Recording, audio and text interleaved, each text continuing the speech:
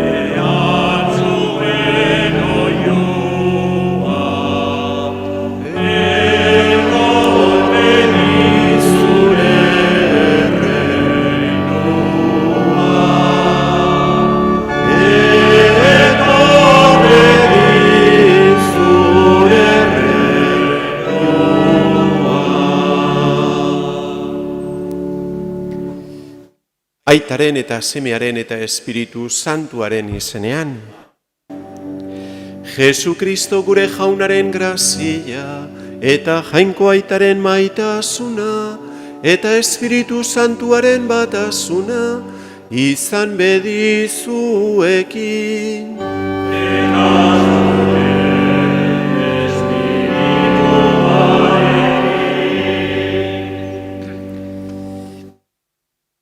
Zenideok 2. argia pizten dugu, abenduko bidean, jauna hurbilago dugunaren seinale. Encendemos ahora la segunda vela de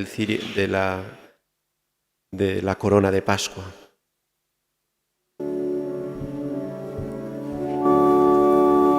Abenduaren kandela, argi egingo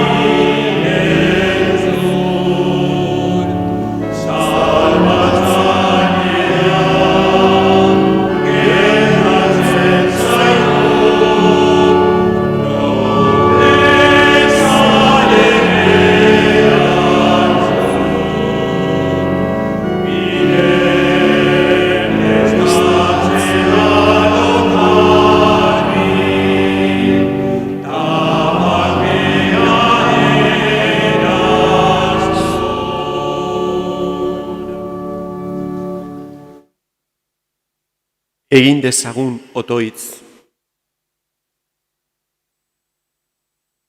Jainko algustiduna eta errukitsua, lur honetako gauzen ardura ez dezagula eragozpen izan zure semeari bidera gogotzu irteteko, eta eraman gaitzatzu jainkozko jakinduriaren irakaspenez zeure semearekin bat egitera.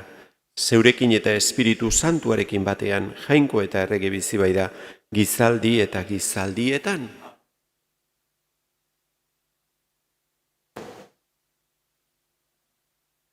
Nola entzuten diot jaunari? Nola usten diot mintzadakidan? Ez ote ditugu bideak itxi agortu? Guk ezagutzen ez ditugun bide eta neurrietan agertuko zaigu jaunari harrera egin ahal izateko ezinbestekoa dugu begirada zabaltzea eta erne bizitzea.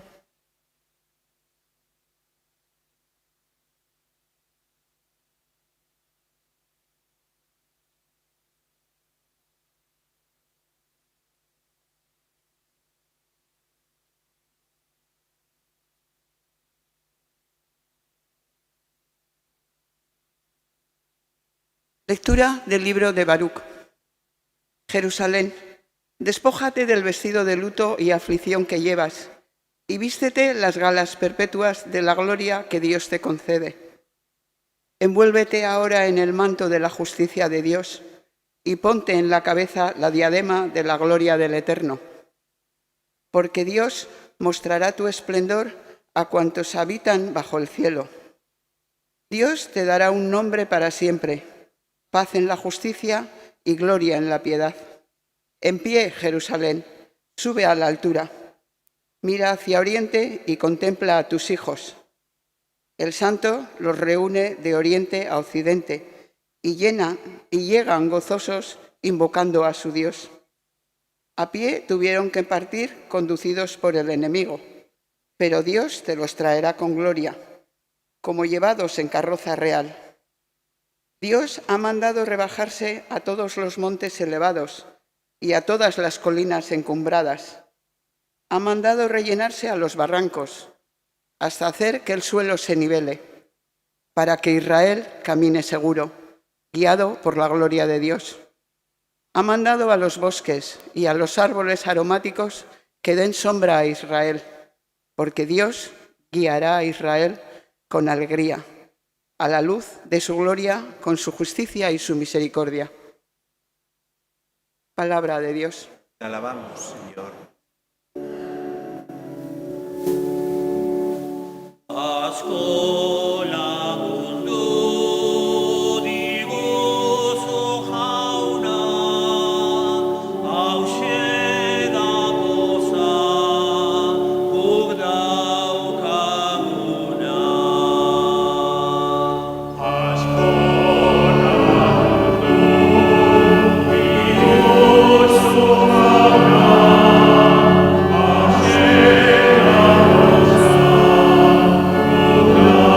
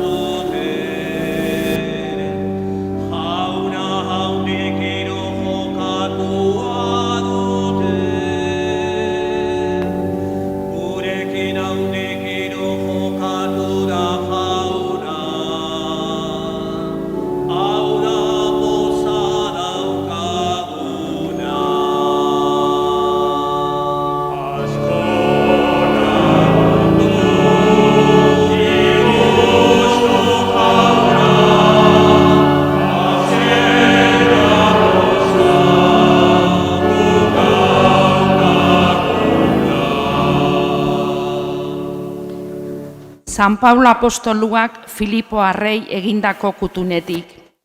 Zenideok, pozik egiten diot beti otoiz jainkoari zuen guztion alde. Lankide izan baitzaituztet evangelioa zabaltzeko eginkizunean, lehenengo egunetik orain arten. Ziur nago egin bide onau, zuengan hasi duenak burutuko duela Kristo Jesus etorriko den egun arten. Testigu dut jainkoa, zein maite zaituzten dan guztion Kristo Jesusen maitasunez bihotzekoaz. Eta hau da nere otoitza, zuen maitasuna zabalduz joan dadila jakintzak eta sentiberatu zunuen gero eta biziago. Egokien dena bereizten jakin dezazuen.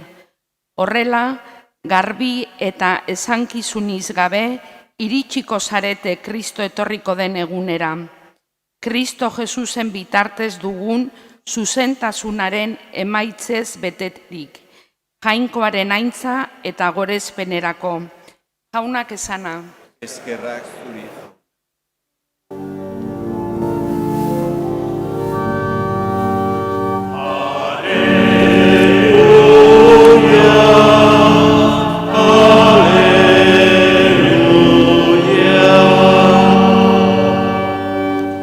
Urra ezazue bidea jaunarentzat, zuzendu haren bidezkak, eta ikusiko dute guztiek, jangoiko haren salbamena.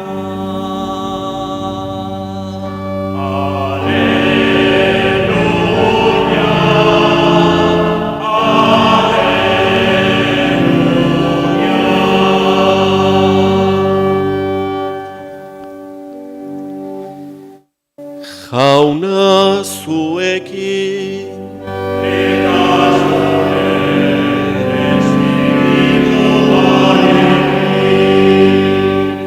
Jesukristoren evangelioa San Lukasen liburutik.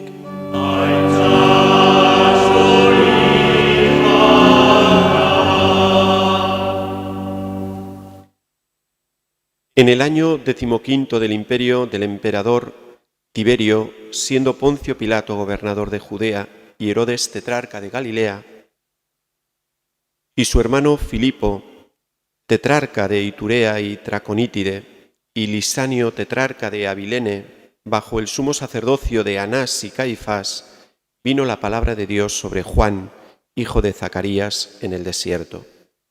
Y recorrió toda la comarca del Jordán predicando un bautismo de conversión para perdón de los pecados, como está escrito en el libro de los oráculos del profeta Isaías. Voz del que grita en el desierto, preparad el camino del Señor, allanad sus senderos, los valles serán rellenados, los montes y colinas serán rebajados, lo torcido será enderezado, lo escabroso será camino llano, y toda carne verá la salvación de Dios. Jauna que sana.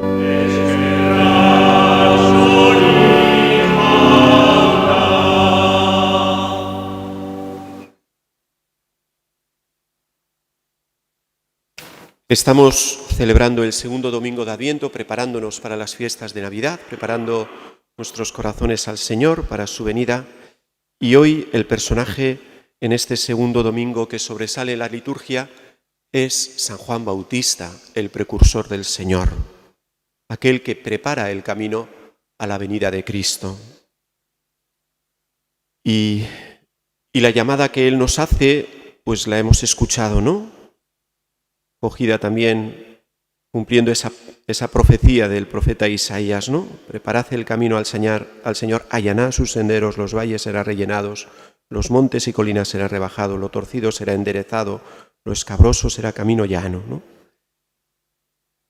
Y esta preparación que viene a hacer Juan Bautista a Jesucristo, pues lo hacían también en aquella época, pues viene recogido, ¿no? esta imagen, ¿no? De preparar los caminos recoge un poquito lo que se hacía con los emperadores y con los reyes. Cuando llegaban a un lugar, pues primero mandaban una delegación, unos delegados, pues para preparar el lugar, incluso preparar los caminos, pues para que pudiese pasar la carroza, ¿no?, del rey o del emperador, ¿no? Esto es lo que hacemos también nosotros, ¿no?, cuando tenemos que preparar también la visita de alguien, ¿no? Estamos haciendo también durante estos tiempos, en este tiempo de Navidad, ya preparando la Navidad, pues todos ya vamos haciendo los preparativos. Ya las calles también las adornamos, las preparamos, ¿no?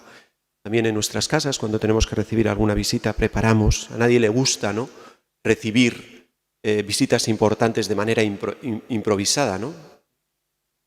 Todos intentamos, pues, prepararlos, ¿no?, para poder luego disfrutar, ¿no? Porque es incómodo para el que recibe la visita y es incómodo también para el que va de visita, ¿no? Que a uno le pillen un poco sin preparar nada, ¿no? Porque uno cuando va así, pues parece que molesta. Y el que lo recibe, pues parece como que está nervioso y se pone nervioso, y también el que viene, aunque es importante y le quiere, pues también al final pues uno no. Entonces, qué importante es preparar, ¿no? Preparar pues el camino, ¿no? Y esto es lo que hace Juan Bautista, ¿no? Juan Bautista tiene esta misión de preparar el camino al Señor. Y es una visión muy importante, ¿no? Es muy importante.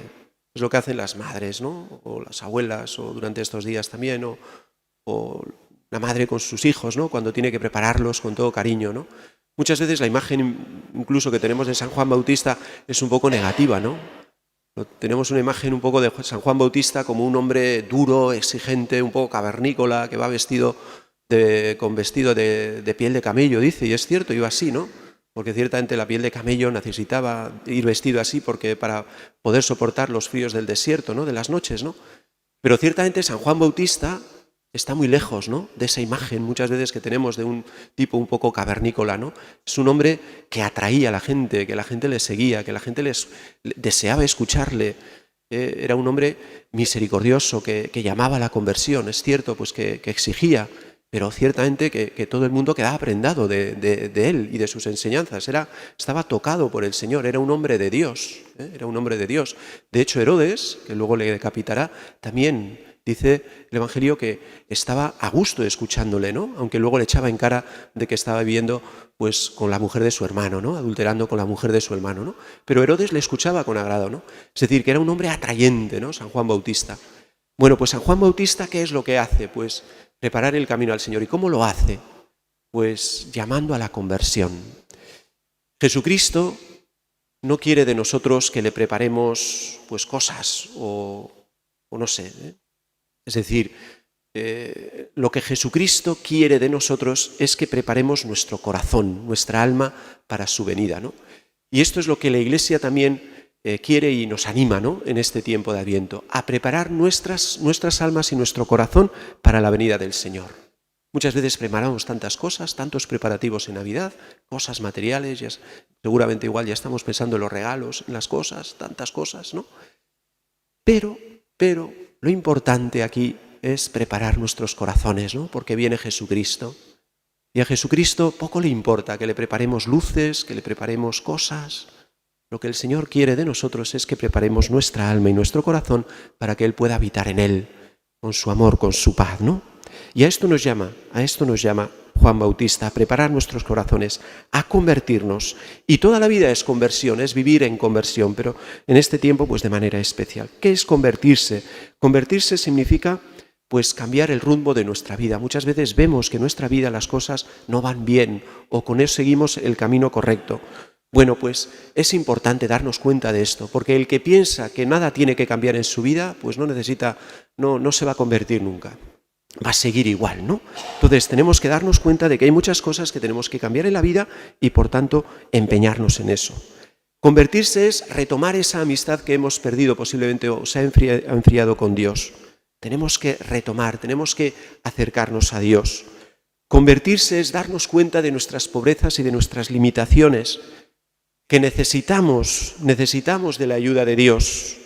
Es reconocer humildemente nuestros pecados, esas cosas que han ofendido a Dios, que han ofendido a nuestros hermanos, que nos han ofendido también a nosotros, que al final es el pecado.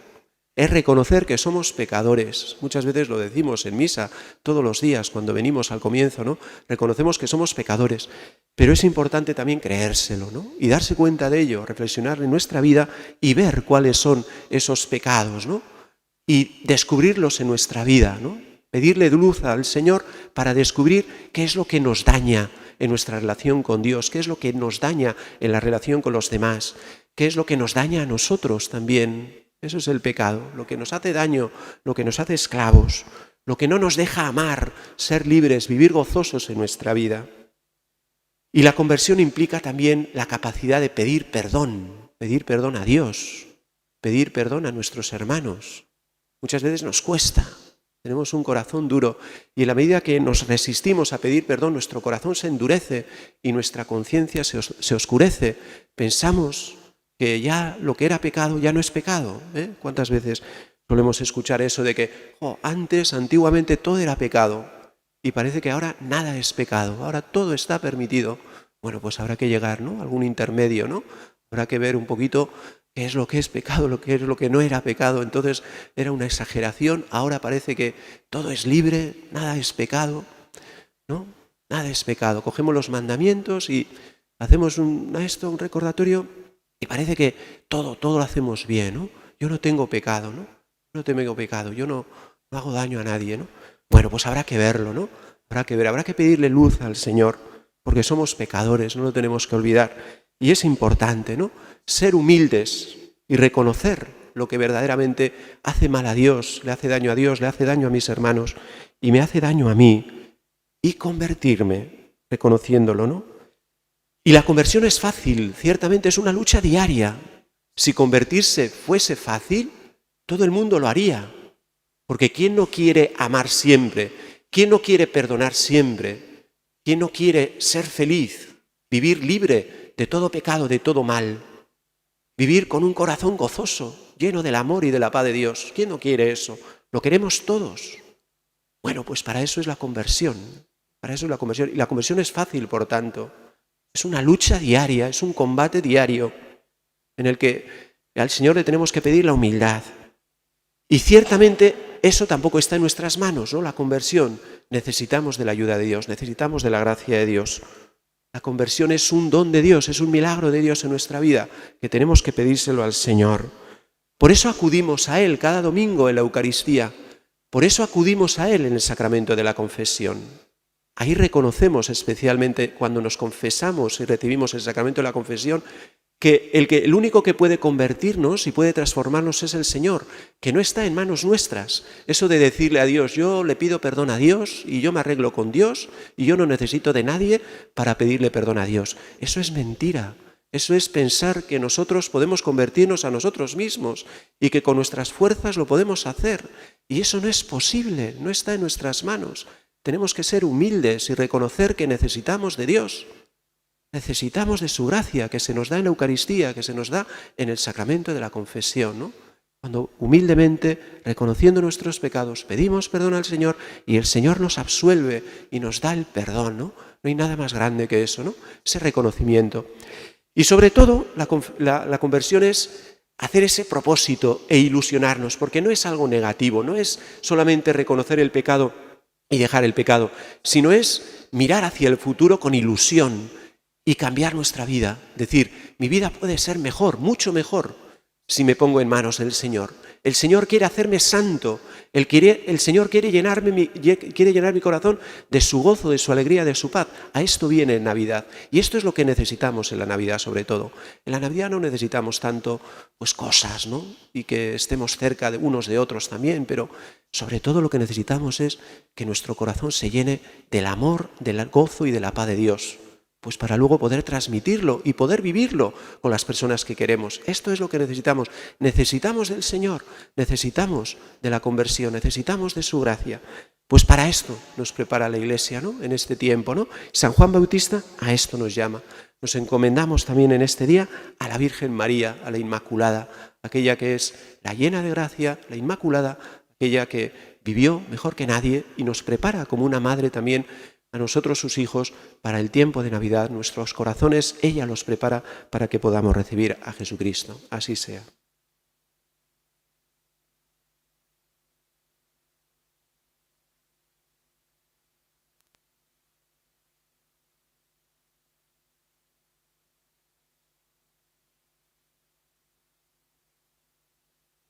Eta aitortu dezagun gure sinismena, profesamos nuestra fe.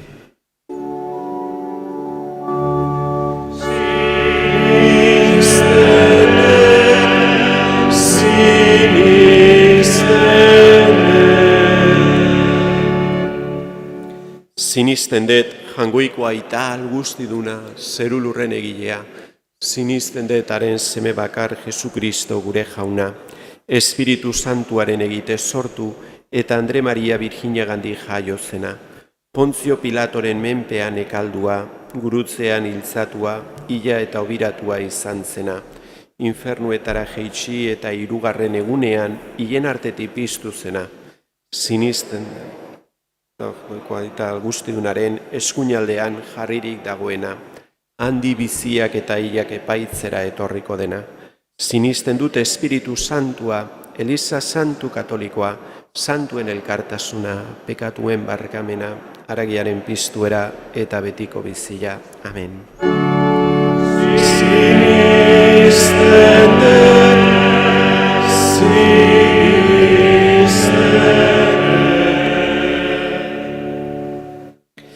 Zenideok, egiogun otoitz jaunari eta eskadi ezaiogun uste oso salbamena. Eliza poza handiz bizi dadin beti, eta itxaropen oso zinez dezan jauna gertu duela. Eskade zaiogun jaunari.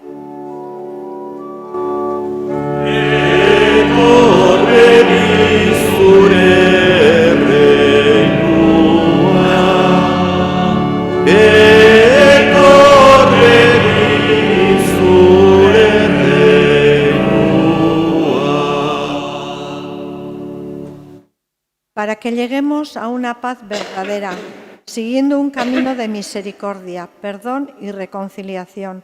Roguemos al Señor.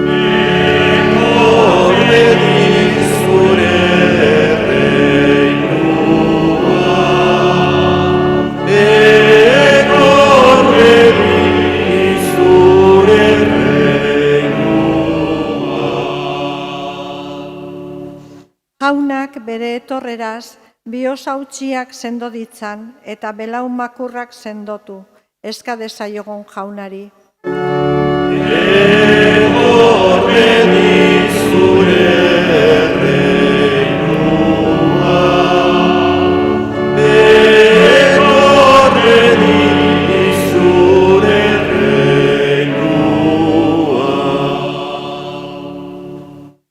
Por los enfermos, los marginados, los ancianos y los necesitados, para que en su lento caminar encuentren en nosotros la ayuda necesaria para llegar hasta Dios. Roguemos al Señor.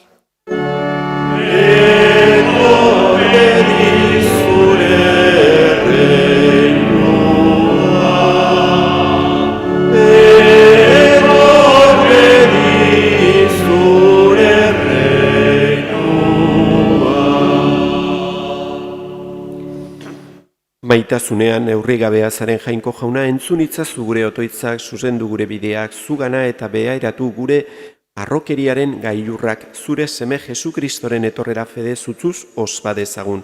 Errege bizi baida gizaldi eta gizaldietan,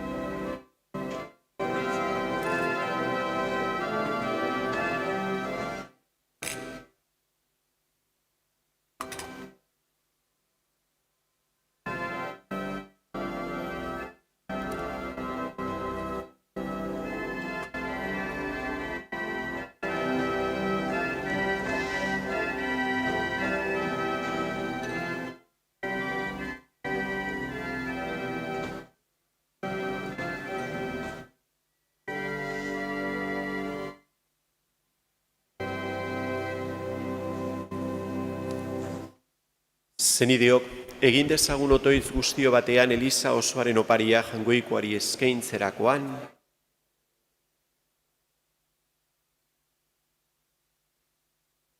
que los ruegos y ofrendas de nuestra pobreza te conmuevan, Señor, y al vernos desvalidos y sin méritos propios, acude compasivo en nuestra ayuda, por Jesucristo nuestro Señor. Jauna zuekin,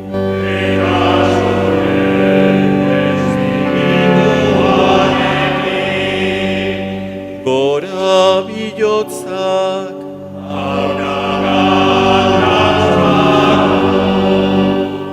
eskerrak jangoiko gure jaunari,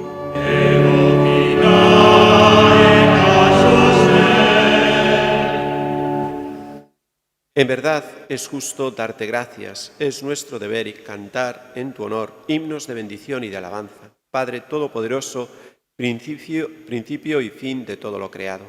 Tú nos has ocultado el día y la hora en que Cristo, tu Hijo, Señor y Juez de la historia, aparecerá revestido de poder y de gloria sobre las nubes del cielo. En aquel día terrible y glorioso pasará la figura de este mundo y nacerán los cielos nuevos y la tierra nueva. El mismo Señor, que se nos mostrará entonces lleno de gloria, viene ahora a nuestro encuentro, en cada hombre y en cada acontecimiento, para que lo recibamos en la fe y por el amor demos testimonio de la espera dichosa de su reino. Por eso, mientras aguardamos su última venida, unidos a los ángeles y a los santos, cantamos el himno de tu gloria.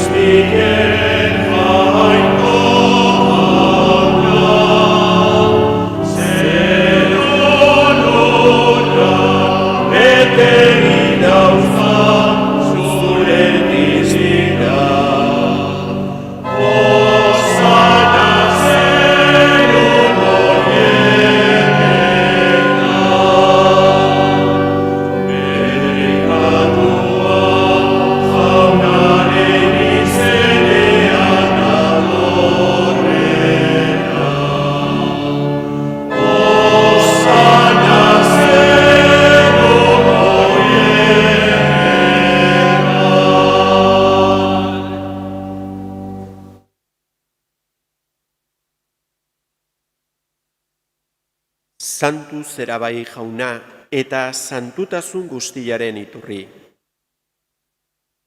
Egitzatzu bada santu ogi ardo hauek, zeure espiritua isuriz, Jesukristo gure jaunaren gorputz eta odol egin daitezen guretzat. Berak saldu zutenean eta bere gogoz gurutzera zijoala, ogila hartu, eta eskerrak emanez zatitu zuen, eta bere ikaslei eman zien esanez. Hartzazue eta jan guztiok honetatik. Hau nire gorputza da eta zuentzat emango dena.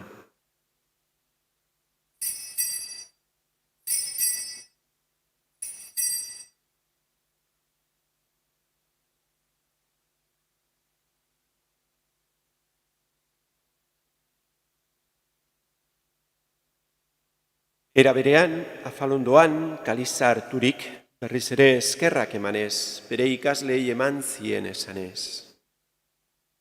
Hartzazue eta edan guztiok honetatik.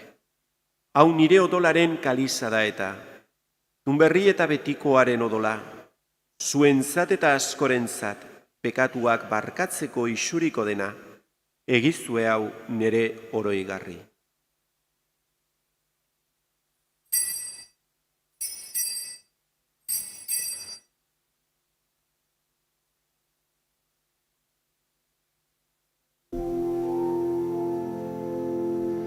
Hau da sinismenaren misterioa.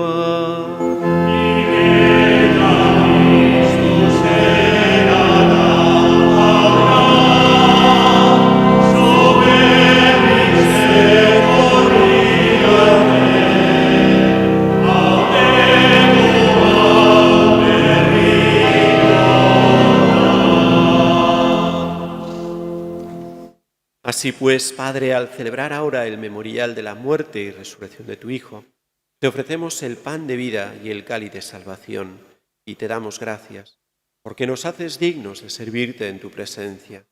Te pedimos humildemente que el Espíritu Santo congregue la unidad a cuantos participamos del cuerpo y la sangre de Cristo. Acuérdate, Señor, de tu Iglesia extendida por toda la tierra y reunida aquí en el domingo, día en que Cristo ha vencido a la muerte y nos ha hecho partícipes de su vida inmortal. Con el Papa Francisco, con nuestro obispo José Ignacio y todos los pastores que cuidan de tu pueblo, llévala a su perfección por la caridad. Acuérdate también de nuestros hermanos que durmieron en la esperanza de la resurrección.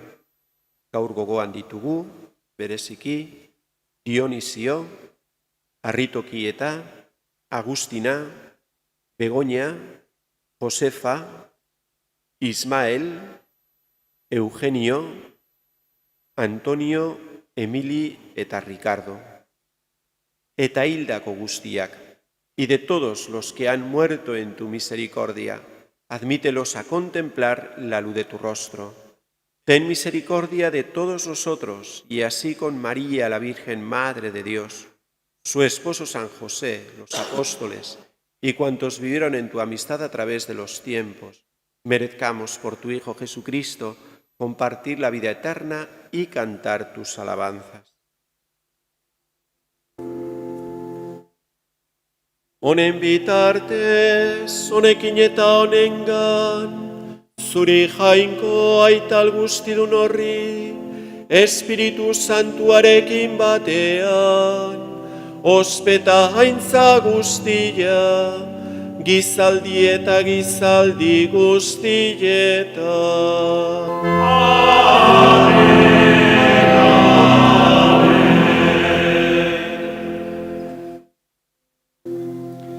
Salbatzaileak agindu eta erakutziari jarraituz, beldur gabe kanta dezagun. Gure aita zeruetan zerana, zatu izan bedi zure izena, etor bedi zure leinua,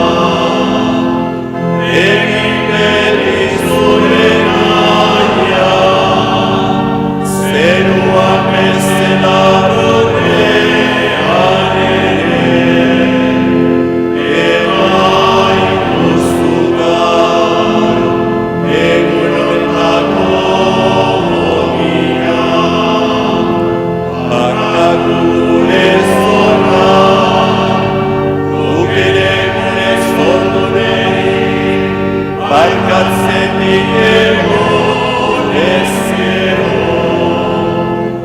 Ez gaitzatzu ziren aldian erortzen, baina atera gaitzatzu gaitzetik.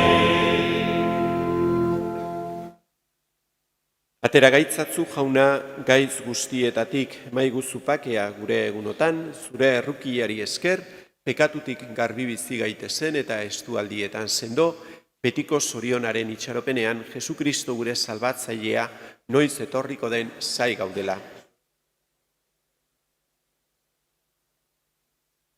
Jesukristo gure jauna, zuk esana da apostoluei pakea uzten dizuet nere pakea ematen, begira zure Elizaren sinismenari eta ez gure pekatuei, eta zure gogoaden bezala emaiozu Elizari bakea eman batasuna. Errege bizi baitzerak gizaldi eta gizaldietan, jaunaren pakea beti zuekin.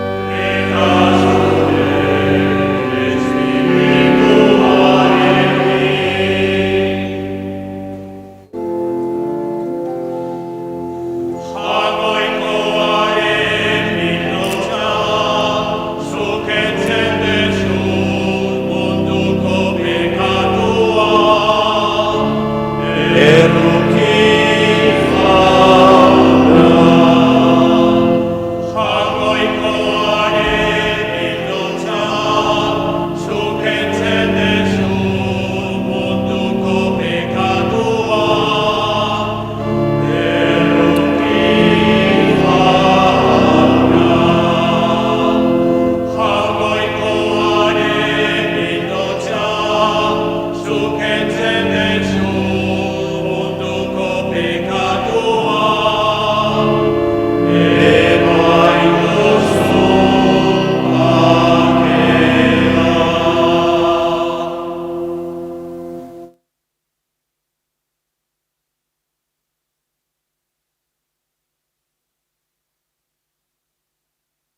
Ona hemen jangoikoaren bildotza, ona munduko pekatuak entzen duena, zoriontzuak maiontara deituak. Jauna, ni ez naiz inor zunere etxean sartzeko, baina ezazuiz bat eta sendatuko naiz.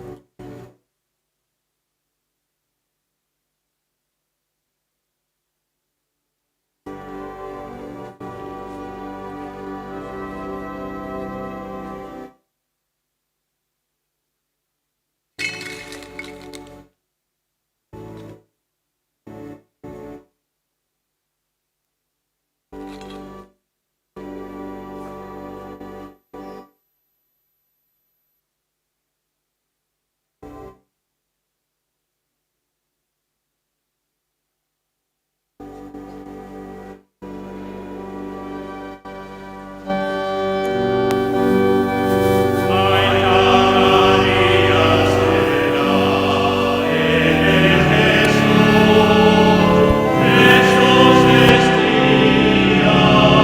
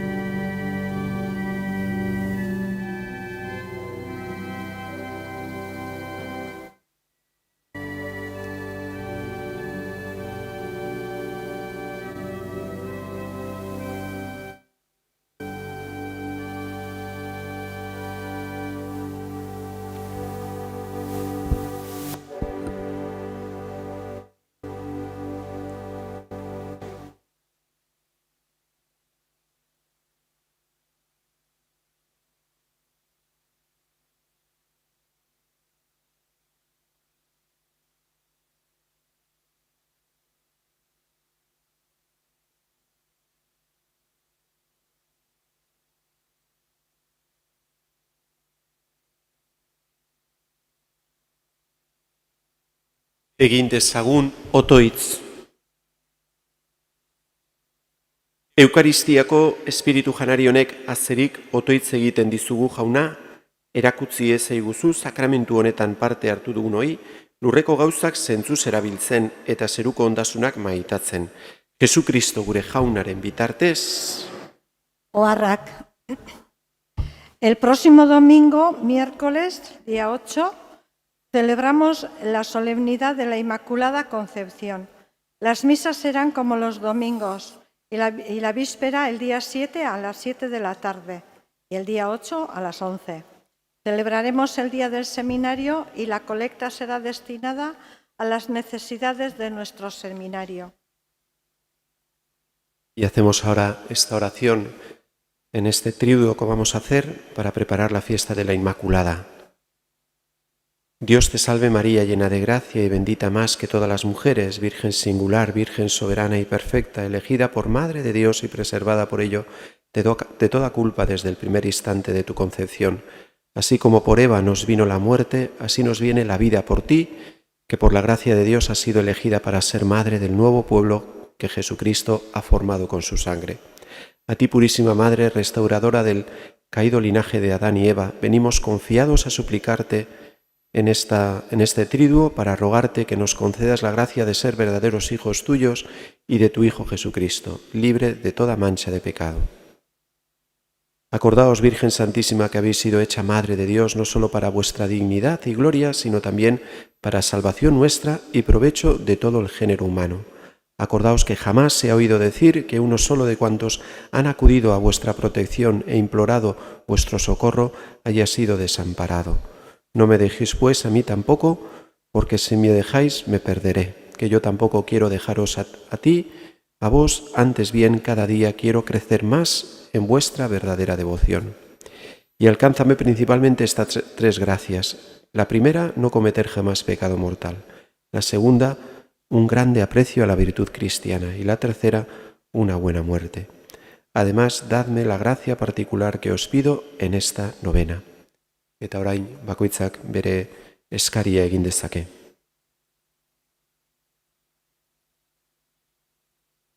Agur Maria, graziaz betea, jauna dago zurekin, bedinkatua zera zu andre guztien artean, eta bedinkatua da zure sabeleko frutua Jesus. Santa Maria, jainkoikoaren ama, erregutu ezazu gu pekatarien alde, orain eta gure heriotzako orduan. Amen. Dios te salve María, llena eres de gracia, el Señor es contigo, bendita tú eres entre todas las mujeres, y bendito es el fruto de tu vientre Jesús. Santa María, Madre de Dios, ruega por nosotros pecadores, ahora y en la hora de nuestra muerte. Amén. Agur María, gracias betea, jauna dago zurekin, bedinkatua zera zu, andre guztien artean, eta bedinkatua da zure sabeleko frutua Jesus. Santa Maria, jainkoikoaren ama, erregutu ezazu gu pekatarien alde, orain eta gure heriotzako orduan. Amen. Egin dezagun otoitz. Hoi jainko egoitza egokia prestatu zenion zeure semeari, Maria Virginaren zortzez garbiaz, eta honen semearen heriotzaz aurre ikusirik garbi gorde zenuen bekatu guztietik ama. Egizu Maria Virginaren otoitzari esker, gu ere zugana garbi iritsen gaitezela. Zure seme Jesukristo gure jaunaren bitarte, zurekin eta Espiritu Santuarekin batean, jainko eta erregio bizi baida, gizaldi eta gizaldietan, igande ona izan dezazuela, feliz día del Señor. Recibimos ahora la bendición. Jauna zuekin,